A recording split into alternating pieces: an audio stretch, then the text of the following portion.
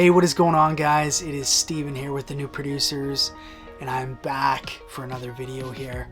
So for the last 5 months or so, we've been traveling around in this Airstream. What I did this winter was bought an Icon Pass, which is an unlimited pass to all the most popular hills in the US. And we just traveled from hill to hill and just did a bunch of snowboarding. And then in this setup, I've been working remotely, doing a lot of mixing. So I want to give you a bit of a tour of the Airstream, and then I want to show you, all that goes into my mobile rig. So let's walk through that now.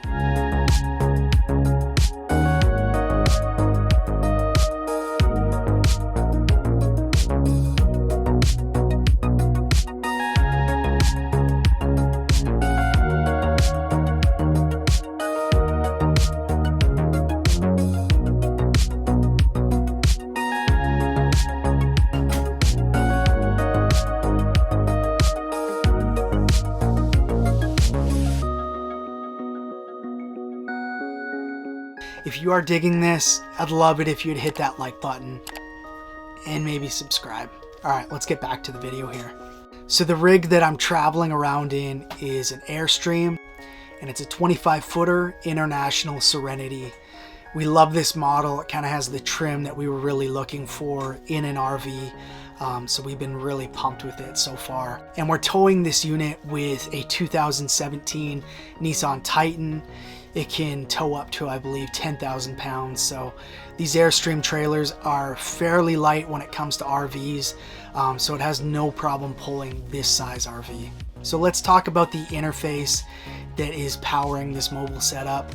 It is the Apollo Universal Audio Twin. So it has 2 chips in it of processing. And I also have that daisy chain to get a bit more power into the satellite. And that's an Octo, so that has 8 chips for DSP power. So I can run a good amount of UAD plugins. I'm using a decent amount of UAD with a lot of waves and a little bit of slate at the moment. So balancing out that CPU load, I find, works really well. So the computer that I'm running everything on is an Apple MacBook Pro, and it is a 2.2 gigahertz i7 with 32 gigs of RAM. And for what I'm doing for recording and mixing and some production stuff, you really want to max out that RAM. So if you're doing something like that where you're doing a lot of mixing production, I'd highly recommend that you try to max out whatever your computer can do. So this one, I could max it out to 32, so I opted to do that, and I definitely don't regret it. So that is the computer that I'm using to run the setup. So the next thing is a Magic Eagle gamer mouse pad. This thing covers the whole desk, corner to corner. I just kind of got tired of the little mouse pads where you're running your mouse off it, and it's just kind of annoying when you're trying to work and you're not trying to think about, am I keeping my mouse on the pad? So if that annoys you like it has annoyed me, go ahead and just grab a big one. You can put all your gear on top of it, and then no matter where your mouse is, you've got a usable spot for it. So really been digging that. So the headphones I've been using are the Grado RS1s, and these are open back. They're really cool for mixing, and up until this point I've just been using closed back headphones, but I've been seeing a lot of other guys that I look up to using these headphones, and so I thought, hey man, I need to give it a try. And I'm telling you, if you've never used open back, you need to just pick up a pair and try them out.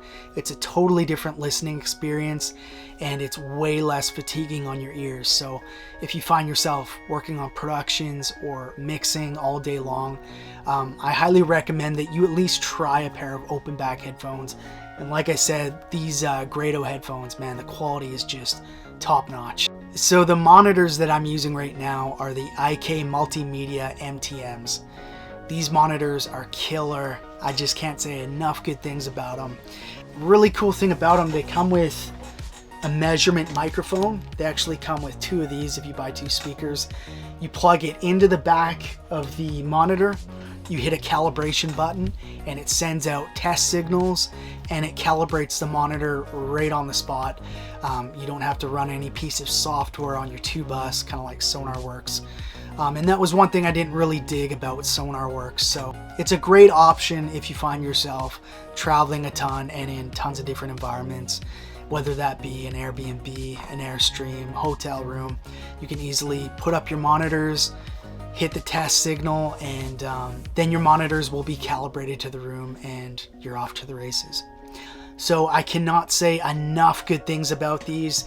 As far as the qualities of the actual speakers, it's got really nice tight low end, and the mid-range is very, very revealing. So what I found when I work on these, I'm having to really, really work hard on the mid-range in a mix to get everything to sit properly.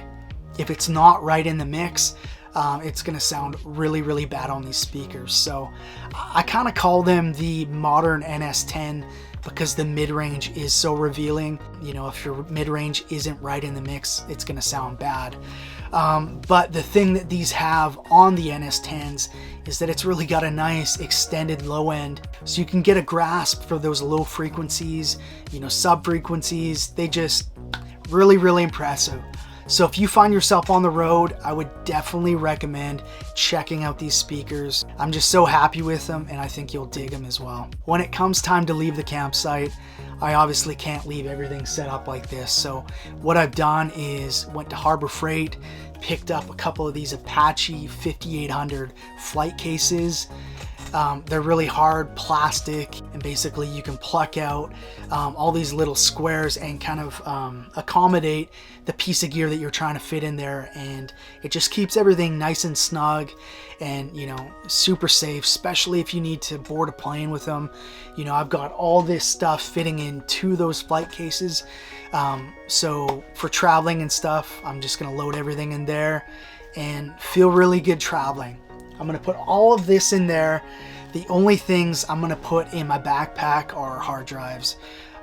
You know, if I lost, you know, a speaker or an interface, that's super replaceable, but anything like a dongle that has, what a ridiculous word, but anything like a dongle that has licenses that might be tough to replace, I keep that with me in the backpack. And then obviously all my hard drives, I keep that in the backpack with me. So this is my mobile setup. I hope you found this helpful. Let me know if you have questions on any gear or what I'm up to. I'd love to chat with you guys. It's been a little bit, and I appreciate you guys sticking with me. I've just been tied up with a few projects and moving around, checking out the US. So it's been a really good time, but I've missed you guys, and I'm glad to be back. So yeah, drop a comment down below. Let me know if you have any questions about the gear, or if you just want to say hi. That would be awesome too. If you're new to recording, I've created a document for you. It's basically all the gear that you need to get going. I know when I first got into making music, it was really overwhelming to know, man, what gear do I even need here? What is an interface? What are the best ones? What am I wasting my money on if I buy? So I just wanted to make this document to really help you, and so you don't, you know, let a salesman at Guitar Center sell you something that you don't need. So hit the link down below, get that gear guide, and that is totally my gift to you. I hope you have an amazing week, make lots of great music, and we'll talk to you real soon. All right, cheers.